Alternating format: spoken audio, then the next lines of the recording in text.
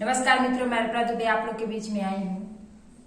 पछतावा पर कुछ लिखी हूँ जो आप लोग के बीच में रख रही हूँ। पसंद आए तो शेयर और सब्सक्राइब करना बिल्कुल न भूलिएगा। तो सुनिएगा। एक समय की बात है, लड़का फौज में था। उसका नाम नीरज था। नीरज की शादी हुई जो वह बहुत ही खुश था।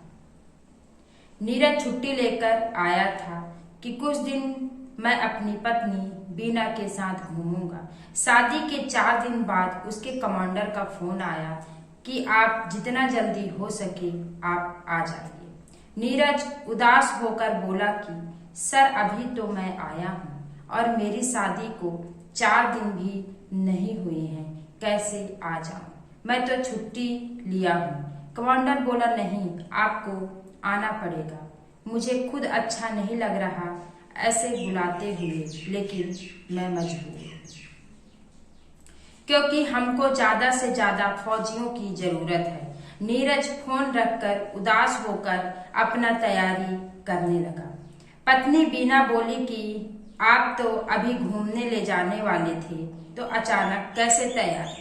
नीरज बोला मुझे जाना पड़ेगा क्योंकि हमको देश की रक्षा करनी है। अपनी वर्दी पहनकर तैयार हो गया। बीना बोली मेरी जरूरत नहीं है, तुमको लड़ने लगी। ऐसे बोल करके बीना क्या करी? लड़ने लगी और रोने लगी। लेकिन नीरज अपना बैग उठाया, उसको बोलते ही निकलने लगा, चिंता ना कर जल्दी आऊंगा। बीना बोली पता नहीं कब आते हो, मैं अपनी मायके चल दूंगी, अकेले नहीं रहूंगी। तुम अच्छे नहीं हो, और तेज तेज से रोने लगी। नीरज निकल गया। उदास था, लेकिन उदासपन को बाहर नहीं दिखा रहा था। हंसकर भारत माँ की जय जयकार लगाकर देश की रक्षा के लिए निकल पड़ा और खड़े हो गया। जाने के 8 दिन बाद खबर आया कि देश की रक्षा करते करते नीरज की जान चली गई। बीना ये खबर सुनकर पागल जैसे करने लगी। क्यों तुमसे लड़ी?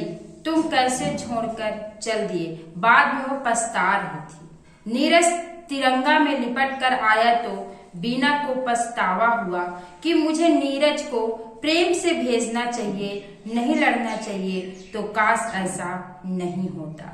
बीना को गर्व के साथ साथ पछतावा भी बहुत हुआ। इसलिए जब कोई भी किसी भी काम के लिए निकले तो उससे ना ही कभी लड़ना चाहिए और ना ही बहस करना चाहिए। बड़े प्रेम पूर्वक से उसको विदा करना चाहिए ताकि वो खुशी खुशी जाए और उस काम को बहुत जल्दी पूरा करके और अच्छे और स्वस्थ होकर के आ जाए। क्योंकि जब चिड़िया चूक जाए तो पछताने से कोई मतलब नहीं होता है। क्यों अब पछताती, अब क्यों आंसू बहाती, जब वो निकला तो उसको तो रुलाती। इसीलिए सभी से निवेदन है कि इसको आप सुनिए। अगर आपको पसंद आता है तो कमेंट बॉक्स में जरूर राय दीजिएगा। सब्सक्राइब करना तो बिल्कुल मत भूलिएगा। और अगर इसमें कोई भी मेरे से त्रुटि हुई हो तो उसके लिए मैं क्षमा चाहती हूँ, तो आप जरूर सुनिएगा। जी धन्यवाद।